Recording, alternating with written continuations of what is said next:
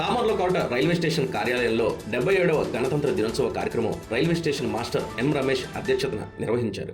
ఈ కార్యక్రమానికి ముఖ్య అతిథులుగా స్టేషన్ ఏవో హాజరయ్యారు. ఈ సందర్భంగా స్టేషన్ మేనేజర్ రమేష్ మాట్లాడుతూ అతి త్వరలోనే ప్రపంచంలోని అభివృద్ధిలో భారతదేశం మొదటి స్థానంలో పొందుతుందన్నారు. ప్రపంచ దేశాలన్నీ భారతదేశం వైపు చూస్తున్నాయని, రాబోయే రోజుల్లో ప్రపంచ దేశాలను శాసించే స్థాయిలో భారతదేశం ఉంటుందన్నారు. ఈ రోజు భారత పౌరులు స్వేచ్ఛా స్వాతంత్రంతో కలిగి ఉన్నారంటే మహనీయులు కష్టమే అని తెలియజేశారు. సామర్లకోట రైల్వే ఆఫీసు మరియు రైల్వే సిబ్బంది తదితరులు పాల్గొన్నారు.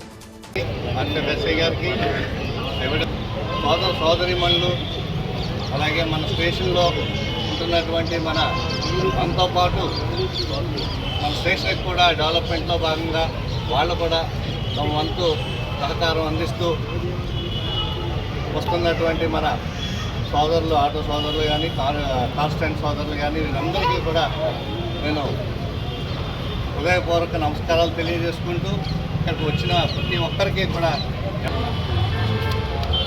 భారతీయ రైల్వేలకు అలాగే మన అడ్మినిస్ట్రేషన్కు కూడా మనం అందరం సర్వదా కృతజ్ఞత. అదేవిధంగా మనం గణతంత్ర దినోత్సవం ఎందుకు జరుపుకుంటాం, అసలు ఎందుకు జరుపుకోవాలి అనే విషయాన్ని గురించి ఒక 10 నిమిషాలు, అలాగే మన జనరల్ మేనేజర్ గారు ఇచ్చినటువంటి సందేశాన్ని కూడా ఒక క్లుప్తంగా తెలుసుకుందాం. స్వాతంత్ర్య దినోత్సవం, గాంధీ జయంతి, మిగిలిన జాతీయ సెలవులు 1950 జనవరి 26న గణతంత్ర దినోత్సవంగా జరుపుకున్నారు. కాంగ్రెస్ కార్యకర్తలు, నాయకులు ఆ రోజున స్వాతంత్ర్య దినోత్సవంగా వ్యవహరించారు. అయితే దేశ స్వాతంత్ర్యం దినం బ్రిటిషర్లు స్వయంగా నిర్ణయించడం చర్చలు చేశారు. జనవరి 26ని గణతంత్ర దినోత్సవంగా ప్రకటించి ఆ రోజును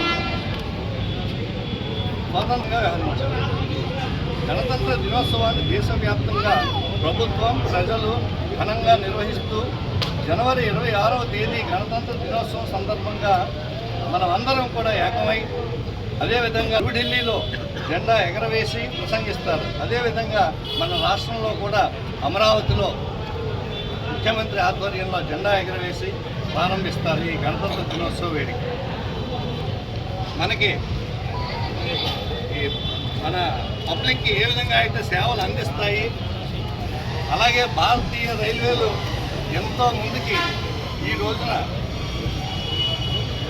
అభివృద్ధి పదంగా ముందుకు దూసుకెళ్తున్నాయనేది మన జనరల్ మేనేజర్ గారు ఒక సందేశం పంపించడం జరిగింది. మీకు క్లుప్తంగా జస్ట్ ఒక 10 మినిట్స్లో ఈ సందేశాన్ని మీకు